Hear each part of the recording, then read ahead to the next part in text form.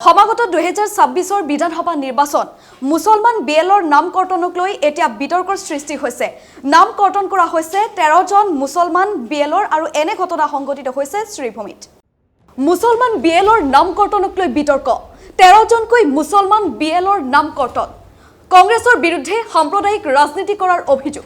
বিধানসভা নিৰ্বাচনৰ পূৰ্বে এই ঘটনা শ্ৰীভূমিত উদ্দেশ্য প্ৰণোদিতভাৱে মুছলমানৰ বিএলৰ নামকৰ্তনৰ অভিযোগ। 2026 অসম বিধানসভা নিৰ্বাচন ইয়াৰ পূৰ্বে নিৰ্বাচন আয়োগে অসমত ভোটাৰ তালিকাৰ বিশেষ পুনৰীক্ষণ চলাই আছে।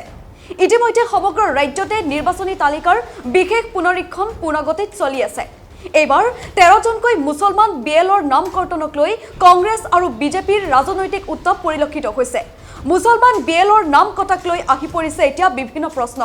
উদ্দেশ্য প্ৰণোদিতভাৱে মুছলমান বিএলৰ নাম কৰ্তনৰ অভিযোগ উত্থাপিত হৈছে।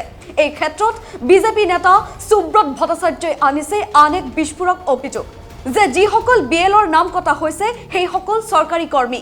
15 জনৰ তালিকাখনত 2 জন হিন্দু লোকৰ নাম আছে। কংগ্ৰেছে সদায় সাম্প্ৰদায়িক ৰাজনীতি কৰে। চৰকাৰী কৰ্মীৰ মাজত হিন্দু আৰু মুছলমান বিচৰা ঠিক কথা নহয়। যিসকলক পৰিৱৰ্ধন কৰা হৈছে এইসকল বিজেপি কৰ্মী নহয়, অহেতুক সাম্প্ৰদায়িক ৰং দি আছে কংগ্ৰেছে। এইদৰে অভিযোগ কৰিছে বিজেপি নেতা সুব্ৰত ভট্টাচাৰ্যই। শ্ৰীভূমিতো একেই পৰিৱেশ। ভোটাৰ তালিকাত নাম অন্তৰ্ভুক্তিক লৈ অভিযোগ কংগ্ৰেছৰ। বাহিৰত কৰ্তব্যৰত লোক উপস্থিত নাথাকিলে নাম নাথাকে ভোটাৰ তালিকাত। এনে প্ৰক্ৰিয়াক মানি লোৱা নাই কংগ্ৰেছে। কংগ্ৰেছৰ মতে এয়া হৈছে ভোট কৰ্তনৰ এটা প্ৰক্ৰিয়া। ইয়াৰ জৰিয়তে জিলাৰ ভোটাৰ অথচ বাহিৰত কৰ্তব্যৰত লোকৰ নাম কৰ্তন হ'ব।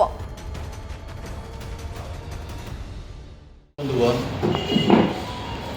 আমরা আজকে জেলা কংগ্রেস থেকে একটা সংবাদমেলের আয়োজন করেছি। সমগ্র আসামে স্পেশাল রিভিশনের কাজ চলছে, করিমগঞ্জেও চলছে। তো আগে এই স্পেশাল রিভিশন ছিল না, আগে ছিল সামারি রিভিশন, প্রতি বছর সেটা হতো। এবার এটা স্পেশাল রিভিশন করেছে এবং এটার কাজ হচ্ছে ঘরে ঘরে গিয়ে সার্ভে করা, কাদের আই কার্ড আছে, ভোটার কার্ড আছে নাকি, আধার কার্ড আছে নাকি, এইগুলি তল্লাশি করা। প্রথম যেদিন সভা হয়েছিল সেই সভায় বলা হয়েছিল যে ইন্ডিয়ান কোনো নাগরিককে যাতে হয়রানি না করা হয়। অনেকে আজকে কর্মসূত্রে বাইরে আছেন, তাদের কাগজপত্রগুলো খতিয়ে দেখার জন্য বাড়িতে যিনি গার্জিয়ান আছেন সেই গার্জিয়ানে সিগনেচার দিলে হয়ে যাবে, সেটাই বলা হয়েছিল। আমরা দেখলাম যে ওনারা বলছেন যে এতজন একদম পরিষ্কারভাবে যে কথাগুলো ওনারা বলেছেন আজকের বিভিন্ন সংবাদপত্রে উঠে এসেছে। আজকে নাকি আবার সাংবাদিক বৈঠক হয়েছে যে এতজন ইসলাম ধর্মাবলম্বী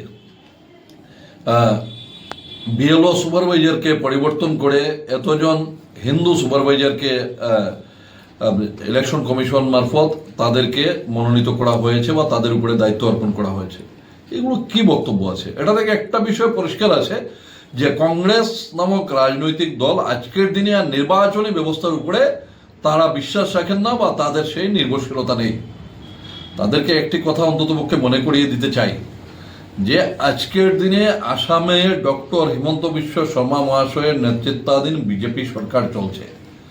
শ্রীভূমি জেলা কংগ্রেসের নেতৃত্ব হয়তো ভেবে নিয়েছেন যে ওনারা যেভাবে বক্তব্য রাখছেন, যেভাবে আজকের দিনে সাংবাদিক বৈঠক করে লাগাম ছাড়া কথাবার্তা বললেন, যে তারা হয়তো ভাবছেন যে এটা পশ্চিমবঙ্গ হয়ে গেছে।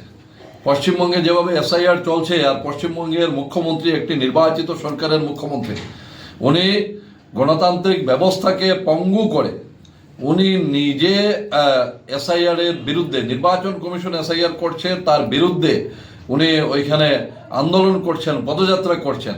এটা আসামে হবে না।